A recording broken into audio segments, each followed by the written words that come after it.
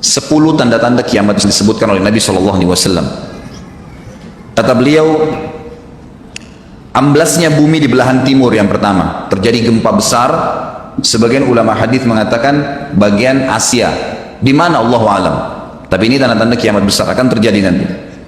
Kemudian terjadi lagi longsor bumi di belahan barat. Sisi barat bumi kita tahu wilayah Afrika dan seterusnya. Kemudian amblasnya bumi di Jazirah Arab.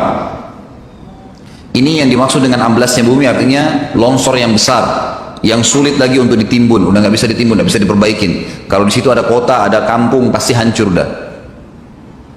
3 sekaligus terjadi longsor di 3 titik yang berbeda dan secara waktu atau dalam waktu yang bersamaan. Ini sudah selangsung 3 tanda-tanda kiamat. Jadi pada saat terjadi di timur, itu tanda-tanda kiamat besar 1. Terjadi di barat, tanda-tanda kiamat besar 2. Terjadi di Jazirah Arab, tanda-tanda kiamat besar 3. Kemudian di dalam hadis ini disebutkan secara beracak. Nanti sebentar setelah saya terjemahkan hadis ini, saya akan sebutkan urutannya. Lalu kata Nabi SAW, kabut yang menutupi bumi ini. Kemudian ada Dajjal. Jadi kabut itu dihitung dalam hadis ini yang keempat. Dajjal yang kelima. Kemudian yang keenam binatang melata. Nanti akan saya jelaskan juga apa yang dimaksud dengan binatang melata. Yang ketujuh keluarnya Ya'juj wa Ma'juj. Ini juga akan kita jelaskan nanti. Kemudian yang kedelapan matahari terbit dari tempat terbenamnya. Yang kesembilan keluarnya api dari perut kota Aden yang menghalau manusia. Sulit, manusia tidak bisa melalui Jazirah Arab. Kemudian yang ke-10 turunnya Isa putra Maryam. Turunnya Isa putra Maryam. Tentu saya katakan tadi hadis ini disebutkan dan disepakati oleh para ulama sifatnya teracak. Karena cukup banyak dalil-dalil yang lain yang mengurut kejadian ini. Urutan yang pertama dari 10 ini adalah keluarnya Dajjal. Ini urutan pertama. Dajjal, jemaah sekalian, adalah diambil dari kata-kata Dajjalah yang berarti kekacauan. Ciri-ciri Dajjal disebutkan dalam banyak hadis yang sahih adalah mata kanannya yang paling pertama rusak seperti anggur kering. Kata Nabi SAW dalam hadis sahih, ketahuilah Dajjal buta mata kanannya dan Tuhan kalian tidak buta, karena dia akan mengaku sebagai Tuhan.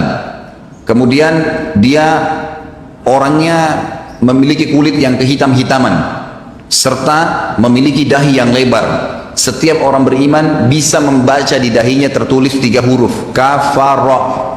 Semua orang yang ngerti tulisan Arab, tidak ngerti tulisan Arab akan bisa tahu dan baca itu kafara, kufur. Rambutnya keriting dan orangnya tinggi besar. Kata Nabi SAW, kalau kalian dengar Dajjal keluar di satu lokasi, maka menghindarlah. Walaupun kalian harus lari ke gunung, dia akan keluar membuat kerusakan selama 40 hari.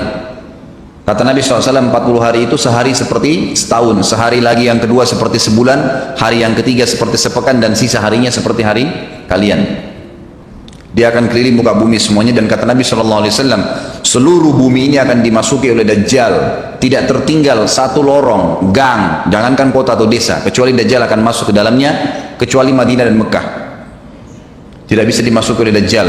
Kata Nabi SAW dalam hadis sahih, karena di setiap pintu gerbang Mekah dan Madinah malaikat menghunuskan pedangnya dan menghalau Dajjal sehingga Dajjal tidak bisa masuk. Pada saat dia tiba di Palestina, waktu yang bersamaan di kota Madinah berkecamuk. Kaum muslimin sepakat semua keluar untuk mengejar Dajjal dan membunuhnya. Keluar dari kota Madinah satu orang yang namanya seperti namanya Nabi Muhammad SAW, Muhammad bin Abdullah, dan dia dari turunan Nabi SAW juga. Dan orang ini punya julukan Mahdi, dikenal dengan Imam Mahdi. Inilah tanda-tanda kiamat yang kedua. Pada saat dia tiba di Mekah, dibaiatlah oleh banyak kaum muslimin, tidak disebutkan jumlah pasukannya, maka terbentuklah pasukan jihad yang mengejar Dajjal menuju ke Palestina. Lalu keluar tanda-tanda kiamat 3, langsung berentetan semua. Tanda-tanda kiamat besar yang ketiga adalah pada saat pasukan Imam Mahdi dengan pasukan jihad itu tiba di Darul Baydha namanya. Hadis menyebutkan di menara itulah, di masjid itulah Imam Mahdi mampir sholat asar bersama pasukannya. Dikatakan Isa alaihissalam akan turun sambil memegang kedua sayapnya malaikat, dan dari rambutnya yang basah meneteskan air. Maka dia pun turun, lalu kemudian dia masuk, dan orang-orang pada saat itu mengenalnya kalau dia adalah Isa, dan mereka sudah tahu ini masanya keluarnya Dajjal, ini Mahdi sudah ada. Mereka tahu akan turun Isa, sudah ada informasi seperti yang saya sampaikan ke Bapak Ibu sekarang. Itu muslimin di zaman itu sudah tahu semua. Sholatlah mereka, kemudian mereka menuju ke Palestina. Ringkas cerita adalah Nabi Isa alaihissalam akhirnya tiba dengan pasukan mujahidin di depan pintu gerbang Babulut. Dajjal mengatakan, bukakan pintu gerbang. Mereka tidak akan mampu melawan kita karena pasukannya mereka banyak memang. Maka Dajjal dengan sombongnya menunggu di depan pintu gerbang. Pada saat dibuka, Dajjal kaget melihat ada Isa alaihissalam. Dan pada saat itu kata Nabi SAW, Dajjal faham kalau sudah tiba ajalnya. Begitu melihat Isa alaihissalam, dia lari dan badannya sambil meleleh di depan para pengikutnya. Pada saat Dajjal mati, pengikutnya pada ketakutan semua. Mereka anggap Dajjal Tuhan, mereka anggap Dajjal orang yang perkasa lah, orang yang kebal lah, beragam macam kelebihan. Mereka kaget pada saat mati, maka bertebaranlah mereka dan akhirnya mereka sembunyi di bawah pohon dan di atas batu. Kemudian batu dan pohon akan memberikan penjelasan, hai muslim ini Yahudi, bunuhlah. Maka dibunuhlah pada saat itu mereka. Lalu Nabi Isa alaihissalam memimpin di muka bumi, dan kata Nabi SAW, pada saat itu Islam, agama Islam yang dibawa oleh Nabi SAW akan masuk ke semua rumah di muka bumi, gak tersisa. Satu dunia ini semuanya Islam. Hadis sahih. Maka Nabi Isa alaihissalam memimpin pada saat itu, disebutkan dalam hadis 40 tahun dengan ketenangan menerapkan hukum Islam. Semuanya beriman kepada Allah subhanahu wa ta'ala dan menjadi muslim. Setelah itu keluar tanda-tanda hari kiamat besar yang keempat, yaitu keluarnya Ya'juj dan Ma'juj. Nabi SAW sebutkan ciri-ciri mereka.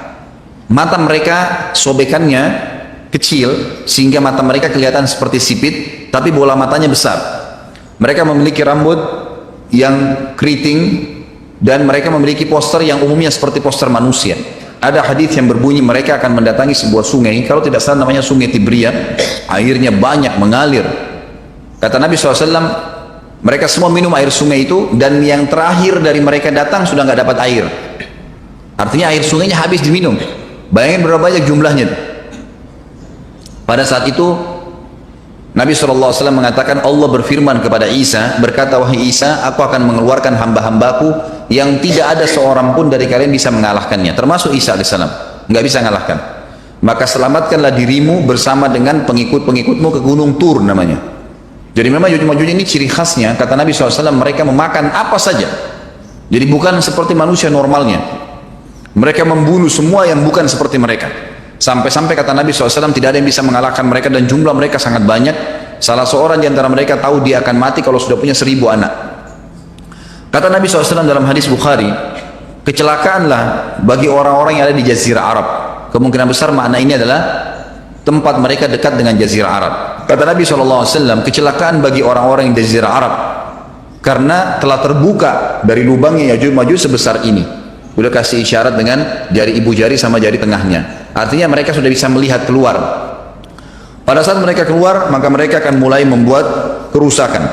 Kata Nabi SAW di dalam hadis sahih riwayat Imam Bukhari, bahwasanya Ya'juj Ma'juj akan membunuh siapapun yang mereka temui. Bahkan pada saat mereka sudah merasa menguasai bumi, mereka melepaskan anak-anak panah mereka ke langit. Lalu Allah menurunkan anak-anak panah mereka sebagai fitnah dipenuhi dengan darah. Maka mereka berkata, kami telah membunuh semua yang ada di bumi dan semua yang ada di langit. Kata Nabi SAW, Allah lalu mengizinkan Isa untuk berdoa kepada Allah agar memusnahkan mereka. Maka Isa AS pun akhirnya berdoa, meminta kepada Allah Subhanahu Wa Taala agar mereka semua dimusnahkan. Maka pada saat itu pun Allah Subhanahu Wa Taala menurunkan kepada mereka hama. Sebagian hadis menyebutkan serangga kecil seperti cacing, banyak sekali yang menimpa tubuh-tubuh mereka. Setiap orang satu, dan itu membuat mereka mati. Kemudian setelah itu Isa AS memimpin lagi di muka bumi sampai beliau meninggal. Setelah Isa AS meninggal, kembali lagi sebagian besar manusia berbuat kekufuran. Maka Allah Subhanahu Wa Taala keluarkan tanda-tanda kiamat besar yang kelima. Yang kelima ini adalah keluarnya hewan atau binatang melata. Binatang melata ini disebutkan dalam hadis yang sahih riwayat Bukhari, bahwasanya Allah SWT akan keluarkan, tapi tidak disebutkan dari bumi mana dia keluar. Dia akan keluar hewan melata yang bisa berbicara seperti manusia dan badannya dipenuhi dengan bulu. Allahu a'lam bagaimana. Kemudian dia datangi orang-orang yang kufur tersebut dan menasihatin dan mengingatkan mereka. Yang tidak mau beriman, dalam hadis dikatakan dicap oleh hewan tersebut. Allahu a'lam dicap seperti apa, sehingga ketahuan mana yang kafir, mana yang beriman. Terus dia keliling di muka bumi tapi tidak disebutkan berapa lama. Lalu kemudian Allah lenyapkan si dabbah ini. Kemudian datang tanda-tanda kiamat yang ke-6. Tanda-tanda kiamat yang ke-6, 6, 7, 8. Itu berentetan semua. Longsor besar di timur, di barat, dan di jazirah Arab. Ini tanda-tanda kiamat terjadi serentak. Sudah 8. Kemudian terjadi yang ke-9, keluarnya api dari negeri atau dari kota Aden. Kota Aden ini di Yaman ya. Tentu hadis menjelaskan tentang masalah api yang keluar ini, artinya api bukan main-main, ini bukan kebakaran sebuah masjid atau sebuah bangunan 10 tingkat. Api ini bisa menghalau manusia untuk jalan karena panasnya.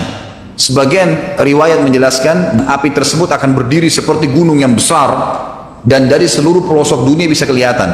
Kita bisa bayangkan bagaimana yang akhirnya akan menggiring atau menghalangi orang-orang untuk jalan, susah. Sebagian ulama hadis mengatakan mereka nggak bisa jalan, tidak bisa ada penerbangan, tidak bisa ada orang jalan karena panasnya bumi ini dari api tersebut. Dan itu memang kemungkinan besar akan keluar satu waktu, Allahu a'lam kapan. Dan yang terakhir, tanda-tanda kiamat sebelum ditiup sangkakala adalah terbitnya matahari dari tempat terbenamnya. Dan ini sudah terakhir sekali. Makanya kata Nabi SAW, taubat akan diterima sebelum matahari terbit dari tempat terbenamnya. Artinya selama yang lain itu masih ada, masih bisa taubat. Kalau sudah itu, sudah sulit. Ini tanda-tanda kiamat. Sebagian ulama memasukkan tanda-tanda hari kiamat kecil, ada yang masukkan tanda-tanda kiamat besar. Ada dua hal.